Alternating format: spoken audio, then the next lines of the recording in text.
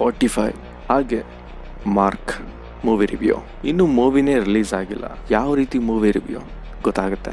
ಹಾಗಾದ್ರೆ ತಡ ಮಾಡ್ದೇನೆ ಕಂಟೆಂಟ್ ಕಡೆ ಹೋಗ್ಬಿಡೋಣ ಬನ್ನಿ.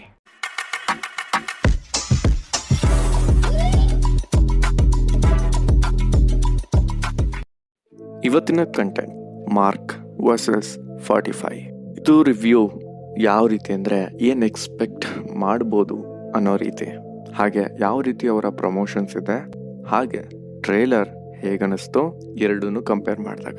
ಮೊದಲನೇದಾಗಿ ಮಾರ್ಕ್ ವಿಷಯಕ್ಕೆ ಬಂದರೆ ಅವರು ತುಂಬ ಕ್ಲಿಯರ್ ಆಗಿದ್ದಾರೆ. ನಾವೇನು ಮಾಡಿದ್ದೀವಿ, ಏನು ತೋರಿಸ್ತಾ ಇದ್ದೀವಿ, ಯಾವ ಕಡೆ ಇದೆ ಈ ಸಿನಿಮಾ ಅಂತ ಹೇಳೋದ್ರಲ್ಲಿ.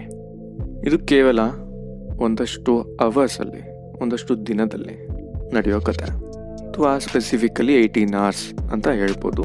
ಒಂದು ಮಗು ಮೇಲೆ ಕಾನ್ಸಂಟ್ರೇಟ್ ಆಗಿ ನಡೆಯುವಂಥ ಕತೆ, ಜೊತೆಗೆ ಅದು ಲೀಡ್ ಆಗುತ್ತೆ ಒಂದಷ್ಟು ಮಕ್ಕಳ ಸ್ಟೋರಿ ಕಡೆ, ಜೊತೆಗೆ ಬೇರೆ ಬೇರೆ ಕ್ಯಾರೆಕ್ಟರ್ಸ್, ಹಾಗೆ ಮೇನ್ಲಿ ಮಾರ್ಕ್ ಅನ್ನೋ ಕ್ಯಾರೆಕ್ಟರ್ ಕಡೆ. ಇಲ್ಲೂ ಕೂಡ ಮ್ಯಾಕ್ಸ್ ಅಲ್ಲಿ ಇದ್ದಂಗೆ same character but different name and different characteristic. Mannerism ಕೂಡ ಸ್ವಲ್ಪ ಡಿಫ್ರೆಂಟ್ ಇರುತ್ತೆ, ಬಟ್ ಮ್ಯಾಕ್ಸ್ಗೆ ಸ್ವಲ್ಪ ಹತ್ರ ಆಗಿರುತ್ತೆ ಅಂತ ಅನ್ಸುತ್ತೆ. ಹಾಗೆ ಇದರಲ್ಲಿ ಡೈರೆಕ್ಟ್ ಕಾಮಿಡಿಗಿಂತ ಸರ್ಕಾಸ್ಟಿಕ್ ಕಾಮಿಡಿ ಇರುತ್ತೆ. ಇಲ್ಲಿ ಅರ್ಚನಾ ಅನ್ನೋ ಒಂದು ಹುಡುಗಿ ಆ ಹುಡುಗಿನ ಹುಡ್ಕೊಂಡು ಅಥವಾ ಕಾಪಾಡೋದಕ್ಕೆ ಕಿಚ್ಚ ಹೋಗ್ತಾರೆ. ಮ್ಯಾಕ್ಸ್ಗಿಂತ ಇಲ್ಲಿ ಸ್ವಲ್ಪ ವಿಲನ್ ಕ್ಯಾರೆಕ್ಟರ್ ಸ್ಟ್ರಾಂಗ್ ಆಗಿ ಇರುತ್ತೆ ಅಂತ ಅನ್ಸುತ್ತೆ. ಇರ್ಲಿ ಅಂತಲೂ ಎಕ್ಸ್ಪೆಕ್ಟ್ ಮಾಡ್ತೀನಿ. ಬಿಕಾಸ್ ಸಿನಿಮಾ ಎಲಿವೇಟ್ ಆಗೋದು, ಹೀರೋ ಎಲಿವೇಟ್ ಆಗೋದು ಅದರಿಂದಾನೆ. ಹೀರೋ ಕ್ಯಾಶುಯಲ್ ಆಗಿರ್ತಾನೆ, ಒಂದು ಕಾನ್ಫ್ಲಿಕ್ಟ್ ಅಲ್ಲಿ ಸಿಗಾಕೋತಾನೆ, ಅಥವಾ ಇವನೇ ಹೋಗಿ ಸಿಗಾಕೋತಾನೆ. ಅದಾದ್ಮೇಲೆ ಅದನ್ನ ಸಾಲ್ವ್ ಮಾಡೋಕ್ಕೆ ಯಾವ ದಾರಿ ಎಲ್ಲ ತಗೋತಾನೆ, ಹೇಗೆ ಸಾಲ್ವ್ ಮಾಡ್ತಾನೆ ಅನ್ನೋದೇ ಮೂವಿ ಆಗಿರ್ಬೋದು. ಒಂದು ಕಾನ್ಫ್ಲಿಕ್ಟ್ ಬಗ್ಗೆ ಮಾತಾಡ್ಬೇಕಾದ್ರೆ ಇನ್ನೊಂದು ಕಾನ್ಫ್ಲಿಕ್ಟ್ ಕೂಡ ಸ್ಟಾರ್ಟ್ ಆಗ್ಬೋದು, ಅದನ್ನು ಕೂಡ ಹೇಗೆ ಕ್ಲೋಸರ್ಗೆ ತಗೊಂಡೋಗ್ತಾರೆ ಅನ್ನೋದು ಮ್ಯಾಟರ್ ಆಗುತ್ತೆ. ಅವರೇ ಹೇಳ್ತಿರೋ ಹಾಗೆ ತುಂಬ ಲೇಯರ್ಸ್ಗಳಿದೆ ಅಂತ ಅದು ಟ್ರೇಲರ್ನಲ್ಲಿ ಎದ್ದು ಕಾಣಿಸ್ತಾ ಇದೆ. ಅದಕ್ಕೆಲ್ಲ ಪ್ರಾಪರ್ ಕ್ಲೋಜರ್ ಇರುತ್ತೆ ಅಂತ ಎಕ್ಸ್ಪೆಕ್ಟ್ ಮಾಡ್ತೀನಿ.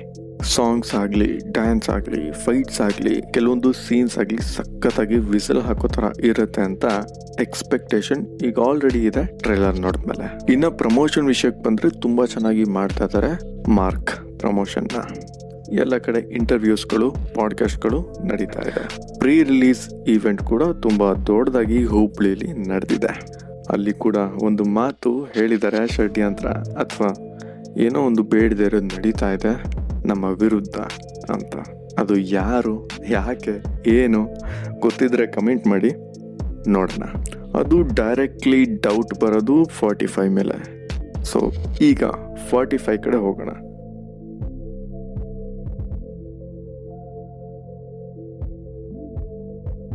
ಇಲ್ಲಿ ಯಾವ ರೀತಿ ಫುಟ್ಫಾಲ್ ಡಿವೈಡ್ ಆಗುತ್ತೆ ಅಂದರೆ, ಕ್ಲಿಯರ್ ಕಟ್ ಆಗಿ ಕತೆ ನನಗೆ ಗೊತ್ತಿದ್ರೆ ಹೋಗೋದು ಅಂತ ಅನ್ನೋರು ಮಾರ್ಕ್ ಕಡೆ ತಲೆ ಹಾಕ್ತಾರೆ. ಇದೇನು ಗುರು ಅರ್ಥನೇ ಆಗ್ತಾ ಇಲ್ಲ, ತುಂಬ ಇಂಟ್ರೆಸ್ಟಿಂಗ್ ಆಗಿದೆ, ಏನು ಅಂತ ತಿಳ್ಕೊಬೇಕು ಅನ್ನೋ ಇಂಟ್ರೆಸ್ಟ್ ಅವರಲ್ಲಿದ್ದರೆ ಅವರು ಮೊದಲು 45 ಕಡೆ ತಲೆ ಹಾಕ್ತಾರೆ.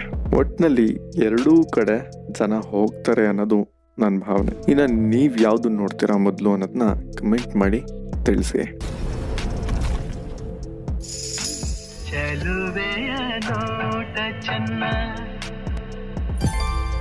ಹಾಗಾದ್ರೆ ನಮ್ಮ ಬೇರೆ ಬೇರೆ ಕಂಟೆಂಟ್ಗಳನ್ನು ಕೂಡ ನೋಡಿ, ರಿವ್ಯೂಸ್, ಅಪ್ಡೇಟ್ಸ್, ಡಾಕ್ಯೂ ಸೀರೀಸ್ ಕೂಡ ಮಿಸ್ ಮಾಡದೆ ನೋಡಿ. ನಮ್ಮ ಕಂಟೆಂಟ್ ಇಷ್ಟ ಆಗಿದ್ರೆ ಲೈಕ್ ಹಾಗೂ ಶೇರ್ ಮಾಡಿ. ನಿಮ್ಮ ಅಭಿಪ್ರಾಯನ ಕಮೆಂಟ್ ಬಾಕ್ಸ್ ನಲ್ಲಿ ತಿಳಿಸಿ. ಹಾಗೆ ನಮ್ಮ ಚಾನಲ್ನ ಸಬ್ಸ್ಕ್ರೈಬ್ ಮಾಡ್ಕೊಂಡು ನೋಟಿಫಿಕೇಶನ್ ಆಲ್ ಇಟ್ಟು ಆನ್ ಮಾಡ್ಕೊಳ್ಳಿ. ಆಗ ಆನ್ ಟೈಮ್ ನಿಮ್ಗೆ ನೋಟಿಫಿಕೇಶನ್ ಬರುತ್ತೆ. ಹಾಗಾದ್ರೆ ನಾನು ಮುಂದಿನ ವಿಡಿಯೋಗಳಲ್ಲಿ ಮತ್ತೆ ಸಿಗ್ತೀನಿ.